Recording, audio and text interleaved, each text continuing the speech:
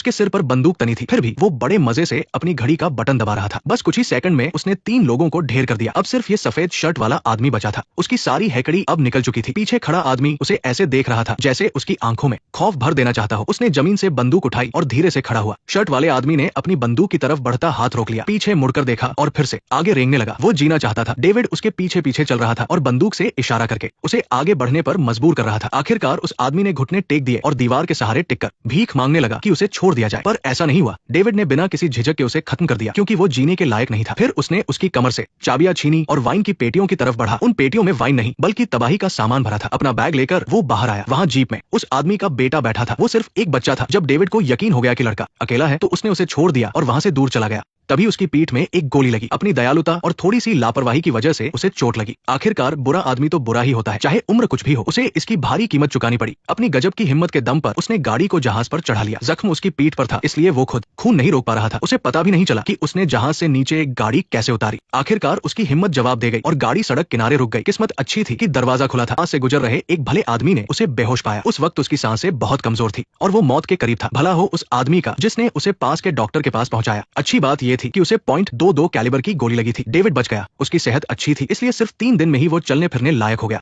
शुक्रिया अदा करने के लिए उसने डॉक्टर को बताया कि उसका नाम रॉबर्ट है। वो एक सीक्रेट एजेंट रह चुका था और उसने बहुत मौतें देखी थी। अचानक इस शांत से कस्बे में आकर रॉबर्ट को एक अजीब सा सुकून महसूस हुआ, लेकिन इस शांत दिखने वाले शहर के अंधेरे कोनों में गंदगी और जुर्म भरा हुआ था। कुछ गुंडे यहाँ के दुकानदारों को धमका रहे थे और उनसे भारी वसूली कर रहे थे। रॉबर्ट ने एक दुकानदार की चीखें सुनी और उन गुंडों की बदतमीजी देखी। उसने देखा कि कैसे गुंडे पैसे जेब में डालकर चैन से अपनी बाइक पर निकल गए। आम लोगों को न्याय दिलाने की रॉबर्ट की इच्छा एक बार फिर जाग उठी, लेकिन इस कस्बे का अंधेरा उससे कहीं ज्यादा गहरा था जितना दिख रहा था। उन गुंडों का सरगना एलेक्स था। उसका परिवार लगभग पूरे कस्बे पर राज करता था। एलेक्स बहुत घमंडी था और अपनी टोली के साथ दिन भर लोगों को परेशान करता था। लोग उससे नफरत करते थे, पर एलेक्स अपने बड़े भाई विंसेंट के सामने कुछ भी नहीं था। विंसेंट एक आलीशान जगह पर मॉल बनाना चाहता था और इसके लिए वह वहाँ रहने वालों को जबरदस्ती भगा रहा था। अगर कोई विरोध करता तो उसका अंजाम बुरा होता। अब तक रॉबर्ट स्थानीय लोगों के बीच घुल मिल गया था। यहाँ के लोग सीधे साधे और बहुत नेक थे। उसे यहाँ एक अलग तरह की शांति मिली। कुछ समय बाद जब रॉबर्ट का जख्म पूरी तरह ठीक हो गया तो उसने जाने का फैसला किया। वो चौराहे पर पहुंचा ही था कि देखा सब लोग एक तरफ भाग रहे हैं। लगा जैसे कोई बड़ी अनहोनी हो गई हो। पता चला कि मछली बेचने वाले के घर में आग लग गई है। घर वाले बहुत डरे हुए थे, क्योंकि यही उनकी रोजी रोटी थी। वो दुकानदार आग बुझाने के लिए अंदर भागना चाहता था, पर लोगों ने उसे रोक लिया। आग बेकाबू हो चुकी थी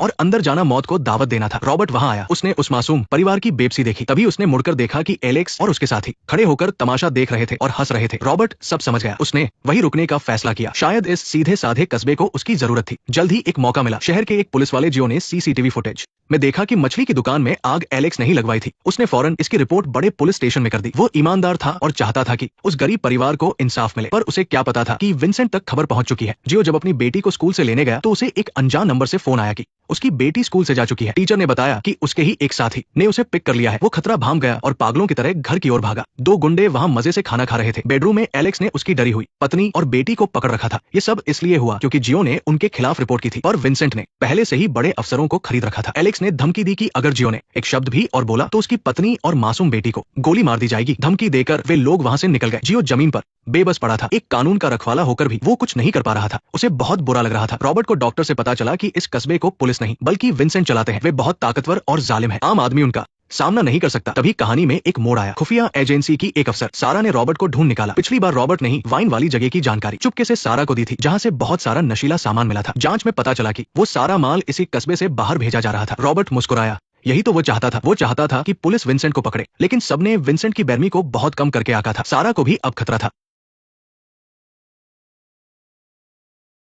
सारा की जांच इतनी आसान नहीं होने वाली थी। दूसरी तरफ एलेक्स की तरफ से जियो को परेशान करना अभी खत्म नहीं हुआ था। जियो अपने परिवार के साथ रात का खाना खा रहा था कि अचानक उसका चेहरा उतर गया। एलेक्स फिर से अपने आदमियों को लेकर वहां आ धमका। वो जानबूझकर पंगा लेने आया था, क्योंकि दूसरों को सताने में उसे मजा आता था। वो चाहता था कि लोग उससे नफरत भी करें और डरे भी। अचानक एलेक्स ने मुड़कर देखा कि रॉबर्ट पास ही बैठा शांति से उसे घूर रहा है। ये बात एलेक्स को पसंद नहीं आई, क्योंकि इस कस्बे में किसी की इतनी हिम्मत नहीं थी कि उसे इस तरह देखे। उसे लगा कि रॉबर्ट उसका अपमान कर रहा है। वो सीधे रॉबर्ट की टेबल के पास गया। जब उसने देखा कि रॉबर्ट उसे जरा भी भाव नहीं दे रहा तो उसने अपने आदमियों की तरफ देखा, जैसे वो हमला करने ही वाला हो। रॉबर्ट ने कोई परवाह नहीं की और उसे फिर से चेतावनी दी कि यहाँ खाना खा रहे लोगों को परेशान करना बंद करे और अभी यहाँ से चला जाए। एलेक्स हंसने लगा। आज तक किसी ने उससे इस तरह बात नहीं की थी। वो इस अनजान बुजुर्ग को मजा चखाना चाहता था, पर तभी रॉबर्ट ने एंड्रयू अपनी जगह से हिलने की हिम्मत नहीं कर पाया। हुक्म के मुताबिक उसने पहले अपने साथियों को वहां से हटाया और फिर डेविड ने उसका हाथ मरोड़कर उसकी बंदूक डाइनिंग टेबल पर फेंकवा दी। जब खतरे का नामो निशान मिट गया तब कहीं जाकर उसे जाने दिया। एंड्रयू ने आज से पहले कभी इतनी बेइज्जती महसूस नहीं की थी। उसने फौरन अपने कुछ गुर्गों को बुलाया और एक को गाड़ी लेकर बंदे इकट्ठा करने भेज दिया। आज रात वो हर हाल में डेविड को खत्म करना चाहता था, पर उसे ये नहीं पता था कि वो और वहां मौजूद उसके सभी साथी अगले 1 मिनट के अंदर अपनी जान से हाथ धो बैठेंगे। एंड्रयू बुरी तरह घबरा गया और भागकर देखने गया कि क्या हुआ है। इससे पहले कि वो कुछ समझ पाता उसके पीछे अचानक कोई आया और उसने एक बोतल उसके सिर पर दे मारी। एंड्रयू ने झट से एक छोटा चाकू निकाला, लेकिन डेविड के सामने उसके जीतने की 1% भी उम्मीद नहीं थी। अगले दिन सुबह एंड्रयू और उसके साथियों की लाशें मिली। पुलिस को उसकी गाड़ी की डिग्गी में नशीला सामान मिला। दरअसल डेविड इसे एक ड्रग डील की आपसी लड़ाई दिखाना चाहता था, जहां पैसों के बंटवारे को लेकर इन लोगों ने एक दूसरे को ही मार डाला। एंड्रयू को इस हाल में देखकर इंस्पेक्टर काफी खुश था, पर वो जानता था कि ये तो बस शुरुआत है। एंड्रयू की मौत का बदला लेने के लिए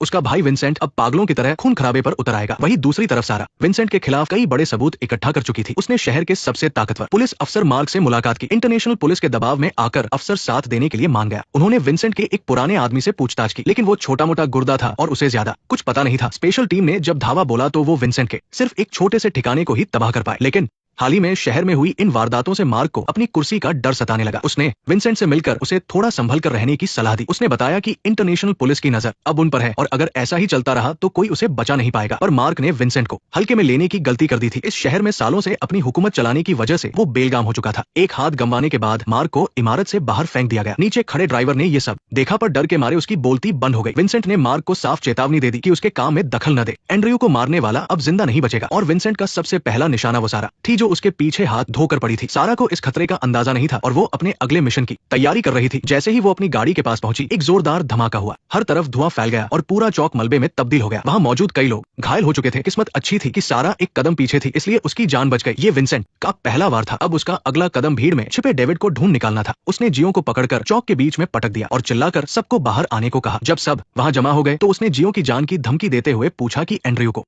किसने मारा है। उसने साफ कह दिया कि अगर कोई सामने नहीं आया तो जियो के साथ साथ यहाँ मौजूद कोई भी इंसान जिंदा नहीं बचेगा। तभी अचानक एक आवाज आई। डेविड ने मान लिया कि एंड्रयू को उसी ने मारा है। उसने विंसेंट को सलाह दी कि वो अभी इसी वक्त यहाँ से चला जाए और लोगों को तंग करना बंद करे। अगले ही पल एक साया बाहर आया। वो और कोई नहीं बल्कि हाथों में 2 बंदूकें थामे डेविड था। उसने वादा किया कि वो अपनी बंदूकें डाल देगा और विंसेंट के साथ चलने को भी तैयार है, बशर्ते वो आम लोगों को छोड़ दे और फिर कभी वापस न आए। विंसेंट डेविड की हिम्मत देखकर हैरान था, पर उसे अपने भाई की मौत का बदला लेना था। तभी विंसेंट ने अपनी बंदूक तानी। तभी वहां का डॉक्टर बीच में आ गया और उसके बाद एक एक करके बहुत से लोग खड़े हो गए। वे इस जुल्म से तंग आ चुके थे। ऐसा लग रहा था जैसे उनके अंदर के गुस्से को भड़काने के लिए एक चिंगारी ही काफी थी। विंसेंट समझ गया कि इतने सारे लोगों से उलझना भारी पड़ सकता है। वो चाहे तो इन सबको खत्म कर सकता था, पर उसकी दरिंदगी दुनिया के सामने आ जाती और फिर कोई भी उसके दबाव में काम नहीं करता। विंसेंट सहम गया। उसे उम्मीद नहीं थी कि ये दबे कुचले लोग कभी सिर उठाएंगे। उसने पीछे हटना ही ठीक समझा। जाते जाते धमकी दी और अपने गुर्गों के साथ मुंह लटकाए वहां से निकल गया। पर वो इतनी आसानी से हार मानने वाला नहीं था। उसे पता था कि लोगों की हिम्मत के पीछे डेविड का हाथ है। उसने सोचा कि वो कल खुद जाकर उसे खत्म कर देगा, फिर देखते हैं कौन उसके खिलाफ खड़ा होता है। पर उसे नहीं पता था कि वो आज की रात भी नहीं देख पाएगा। आधी रात के वक्त विंसेंट के घर के पहरेदार को बाहर खड़ी गाड़ी के अलार्म की आवाज सुनाई दी। उसे शक हुआ और वो देखने गया, पर वहां उसे कुछ भी अजीब नहीं लगा। जैसे ही उसने चैन की सांस ली और सिगरेट जलाने लगा, तभी